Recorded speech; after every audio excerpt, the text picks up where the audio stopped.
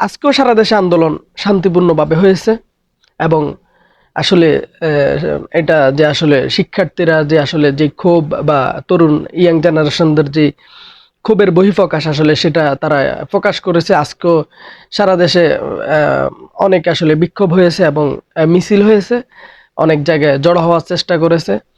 সেখান থেকে আসলে আন্দোলনকে সফলে বলা যায়।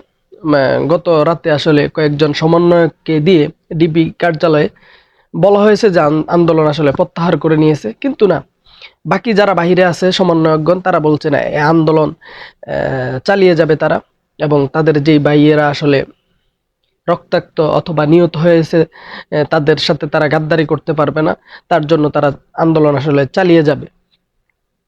তা আসলে আন্দোলন সফলভাবে কোন দিকে যাচ্ছে আসলে জানি না, দেশ কি অবস্থায় আছে, হইতেছে আসলে, বা ভবিষ্যতে কি অবস্থা হতে পারে আমরা আসলে জানি না, কিন্তু আন্দোলন আসলে চলতেছে এবং তারা ঘোষণা করছে যে আন্দোলন চলবে।